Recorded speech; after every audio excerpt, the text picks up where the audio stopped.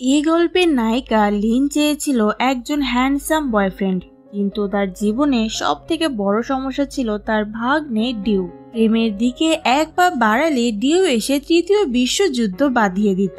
যত ছেলে লিনের আশেপাশে এসেছে, ডিউ ততবারই তার হবু খালুদের বিরুদ্ধে লিনকে রক্ষা করার মিশনে নেমেছে। শেষমেশ তো সে লিনের ফ্ল্যাটে শিফট হয়ে গেল, কিন্তু এই ভাগ্নের পাহারাদারের আসল কারণ কি? আর যখন জানা গেল তাদের মধ্যে কোনো রক্তের সম্পর্ক নেই, তখন কি লিনের জীবনের প্রেম আসবে, নাকি ডিউ আরো বড় কোনো গেম খেলবে? হাসি, মজা আর সম্পর্কের এই মিষ্টি যুদ্ধ মিলে আজকের এই গল্প লাভ অ্যান্ড রান।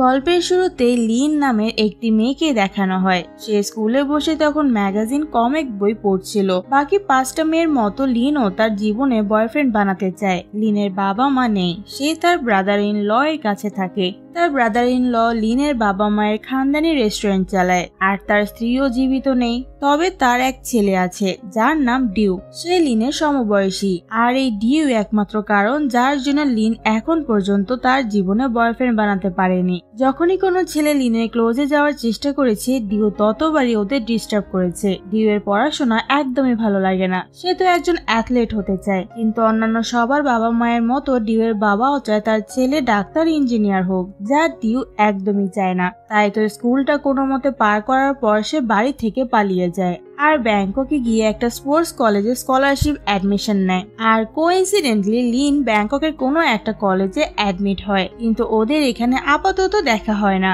এভাবেই 4টা বছর কেটে যায়, বাট ডিউ তার পরিবারের সাথে এই 4 বছরে কোনো যোগাযোগ রাখেনি। লিন এখন হসপিটালের ফিজিওথেরাপি ডিপার্টমেন্টে রয়েছে, আর এদিকে ডিউ কলেজ ড্রপ করে এখন একটা ডিপার্টমেন্ট হাউসে পার্ট টাইম জব করে। একদিন ডিউ তার এক ফ্রেন্ডের সাথে রেস্টুরেন্টে খেতে এসেছিল, তখন সে এখানে লিনকে দেখতে পায়। আর লিনকে দেখতে সে তার থেকে নিজেকে লুকানোর চেষ্টা করে, যা দেখে ওর ফ্রেন্ড ভাবে লিন বোধহয় ডিউ এর গার্লফ্রেন্ড। তখন ডিউ তার ফ্রেন্ডকে বলে লিন তার আন্টি হয়, মানে খালামণি, কিন্তু সে কখনো লিনের আশেপাশে কোনো ছেলেকে ঘেঁষতে দিত না। কিন্তু বর্তমানে তো তার হচ্ছে না। লিনকে ম্যান নামের একটা ছেলে অনবরত ডিস্টার্ব করছে। লিন ছেলেটাকে বারবার ইগনোর করার চেষ্টা করে, কিন্তু ম্যান ছেলেটা লিন যেখানেই যায় সেখানে গিয়ে উপস্থিত হয়। একদিন ডিউ ম্যান আর লিনকে একসাথে দেখে ফেলে, আর সে এটাও জানতে পারে যে ম্যান লিনের জন্য ওর পাশের ফ্ল্যাটে শিফট হচ্ছে। এটা জানার পর সে তো সোজা লিনের ফ্ল্যাটে গিয়ে হাজির হয়, এন্ড সে লিনকে বলে সেও এখানে লিনের সাথে শিফট হচ্ছে। এই 4 বছর পর ডিউ এর এভাবে উদয় হওয়াতে লিন অবাক হয়। সে ডিউকে জিজ্ঞাসা করে, এই 4 বছর তুমি কোথায় ছিলে, আর আমি যেখানে আছি সেটা তুমি কিভাবে জানতে পারলে?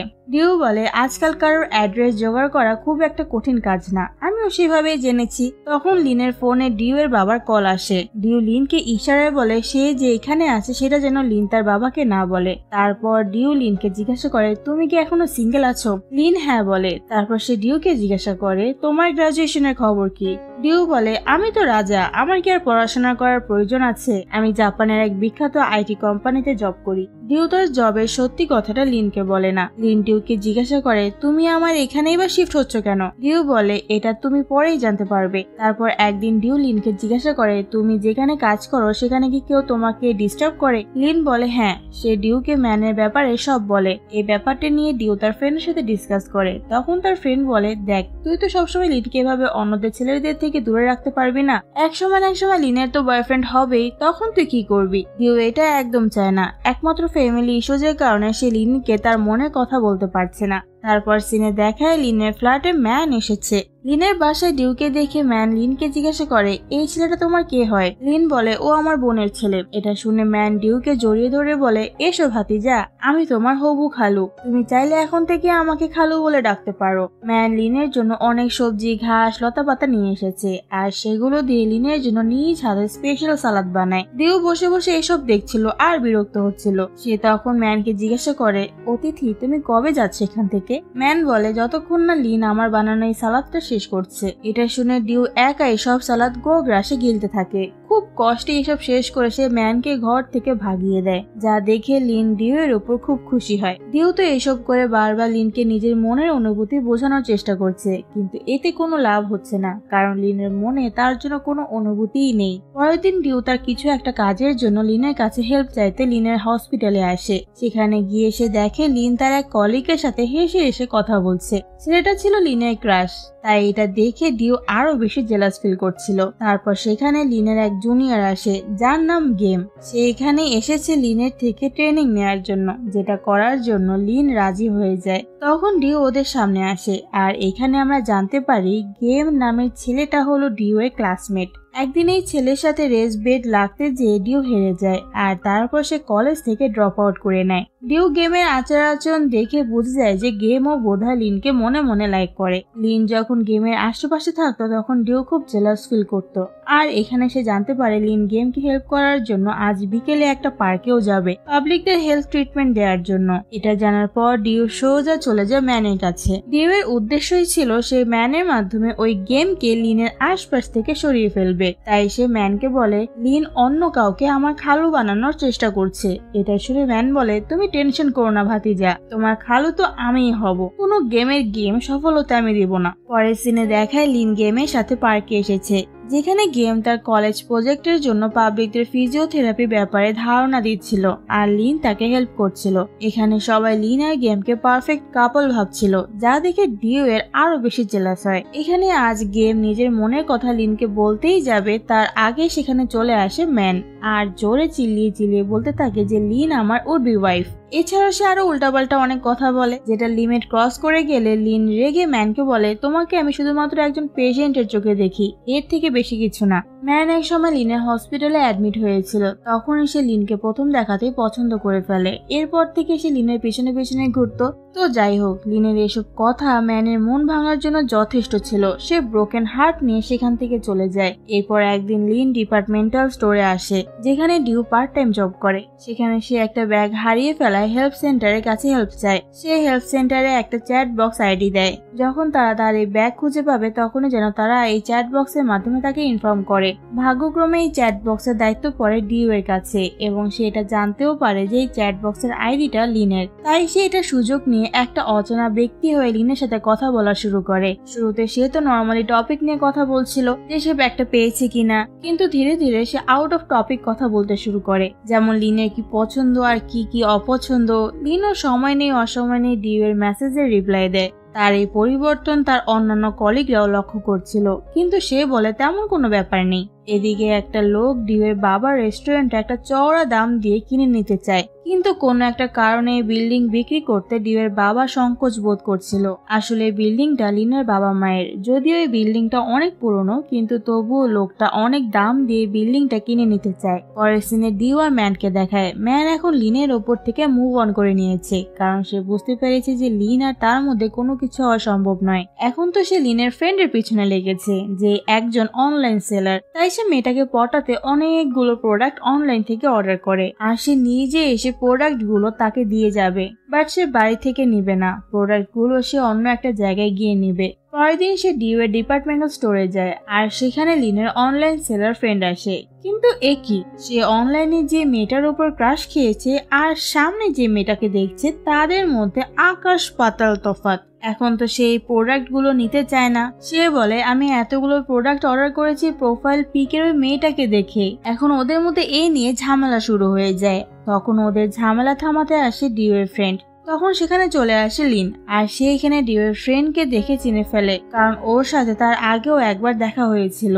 আর এর মাধ্যমে সে জানতে পারে যে ডিউ কোনো আইটি কোম্পানিতে নয়, এই ডিপার্টমেন্টাল স্টোরে জব করে।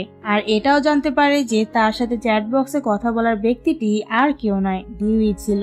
এটা জানার পর ডিউ এর ওপর লিন খুব রেগে যায়, আর সে রেগে সেখান থেকে চলে যায়। পরের দিন লিন আর গেমকে একটা রেস্টুরেন্টে বসে থাকতে দেখা যায়। লিনের মন খারাপ দেখে গেম ওকে জিজ্ঞাসা করে কি হয়েছে তোমার। লিন তাকে কিছু বলতেই যাবে তার আগে সেখানে ডিউ চলে আসে, আর ওকে বলে বাই এনি চান্স তুমি কি গেমকে ডেট করছো? দেখো আমার মতে গেম ছেলেটা ভালো নয়, তোমার উচিত সেই ছেলেটার সাথে ডেট করা যে তোমার প্রতি খুব কেয়ার করে। লিন তো এখনো ডিউর উপর রেগে রয়েছে, তার উপর এখন তার এসব কথা। তাই সে ডিউকে রেগে বলে তোমার কোনো অধিকার নেই অন্যকে নিয়ে জাজ করার, আগে নিজেকে তৈরি করো নিজের ফ্যামিলির জন্য, তাই আবার কলেজ জয়েন করো। যতক্ষণ না তুমি এসব করছো ততক্ষণ আমি তোমার সাথে আর একটাও কথা বলতে চাই না। এটা বলে সে সেখান থেকে চলে যায়। পরের দিন লিন হোম টাউনে যায় তার ব্রাদার ইন ল এর সাথে দেখা করতে। ডিউয়ের বাবা এখানে লিনকে সেই লোকটার কথা বলে যে তাদের এই বিল্ডিংটা কিনে নিতে চায়। লিন তখন তার ব্রাদার ইন ল কে বলে, বাবা মা মারা যাওয়ার পর থেকেই তো আপনি আমাদের সামলিয়েছেন, তাই এসব কিছু মালিক আপনি, আমার কাছে এর জন্য কোনো অনুমতি নেওয়ার প্রয়োজন নেই। কিন্তু তারপরেও ডিউয়ের বাবা একটা দ্বিধাদ্বন্দ্বে ভুগছে।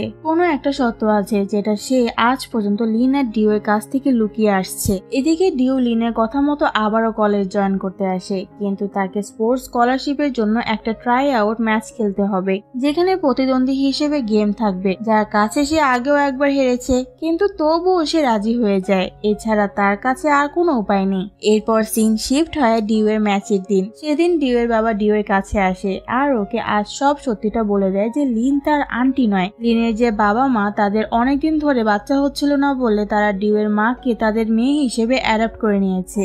আর তারপর অনেক লেটে লিন হয়েছিল।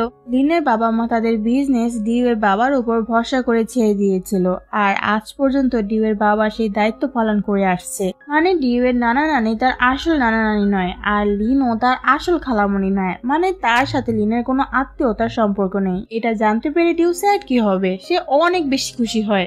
আর এই খুশির চোটে সে আজ রেসে এত স্পিডে দৌড়ায় যে সে গেমকে রেসে হারিয়ে দেয়। আর তারপর সে লিনকে সত্যিটা বলতে আসে। লিনও আজ ডিউয়ের ম্যাচ দেখতে এসেছিল। তো সব সত্যিটা জানার পর লিন ডিউকে বলে, এতে এত খুশি হওয়ার কি আছে? বাবা মা মারা যাওয়ার পর আমি মনে করতাম আমার ব্রাদার ইন ল আর তার ছেলে আমার আপনজন হয়ে আছে, কিন্তু এই সত্যিটার মানে কি জানো? এই সত্যিটার মানে হলো আমার এই দুনিয়াতে আর কেউ নেই। সে এই কষ্ট নিয়ে সেখান থেকে চলে যায়। হসপিটাল থেকে লিনকে বিদেশে পড়াশোনার জন্য অফার করেছিল। লিন চেয়েছিল তার পরিবার থেকে দূরে চলে যেতে, তাই সেই অফারটা অ্যাকসেপ্ট করে নেয়। এই কথাটা যখন ডিউ জানতে পারলো তখন সে সোজা এয়ারপোর্টে চলে আসে লিনকে আটকাতে। সে লিনকে বলে, যখন আমি জানতে পারলাম আমরা একে অপরের আত্মীয় নেই তখন আমি এই জন্য খুশি হয়েছিলাম কারণ আমি তোমাকে লাইক করি। শুরুতে আমার কাছে আমার এই ফিলিংটা খুব উইয়ার্ড লাগতো যে কিভাবে আমি আমার খালামণিকে ভালোবাসতে পারি, এ নিয়ে আমার মধ্যে খুব গিল্টি ফিল হতো, কিন্তু এখন লিন ডিউর কোনো কথা শোনে না। ডিউ লিনকে আবারও আটকে বলে, তুমি যদি না চাও তাহলে আমরা গার্লফ্রেন্ড বয়ফ্রেন্ড না হই, বন্ধু ভাতিজা হয়ে থাকতে পারি, কিন্তু প্লিজ ছেড়ে চলে যেও না। বাট লিন ওর কোনো কথা না শুনে সেখান থেকে চলে যায়। বিদেশে যেয়ে নিজের পরিবারের থেকে দূরে যেয়ে লিনও বুঝতে পারছে যে মানুষের জীবনে তার পরিবারটা কতটা গুরুত্বপূর্ণ। সে খুব একা একা ফিল করে। আর এদিকে ডিউ বুঝতে পেরেছে যে তার জীবনে কিছু একটা করা উচিত, তাই সে এখন গ্রাজুয়েশন কমপ্লিট করে তার বাবার কাজে যোগ দিয়েছে। এভাবেই কয়েকটা বছর কেটে যায়। লিন আজ দেশে ফিরেছে আর ডিউ তাকে দেখে খুব খুশি হয় আর তাকে বলে, তুমি চিন্তা করো না, আমরাই তোমার পরিবার। লিন ডিউকে তখন জড়িয়ে ধরে। ডিউ বলে, আর হ্যাঁ, তুমি কি এখনো সিঙ্গেল আছো? লিন হেসে উত্তর দেয়, হ্যাঁ, আমি এখনো সিঙ্গেল আছি। আর এই সুন্দর মোমেন্টের মাধ্যমে এই ড্রামাটার এখানে সমাপ্তি ঘটে। মুভিটি তোমাদের কাছে কেমন লেগেছে অবশ্যই কমেন্ট করে জানিও। এর পরবর্তীতে তোমরা কোন মুভিটি দেখতে চাও সেটাও কমেন্ট করে জানিও। ভিডিওটি ভালো লাগলে অবশ্যই লাইক, কমেন্ট আর শেয়ার করো। আর পরবর্তী ভিডিওটি মিস না করতে চাইলে আমার চ্যানেলটিকে অবশ্যই সাবস্ক্রাইব করে রেখো। ধন্যবাদ সবাইকে।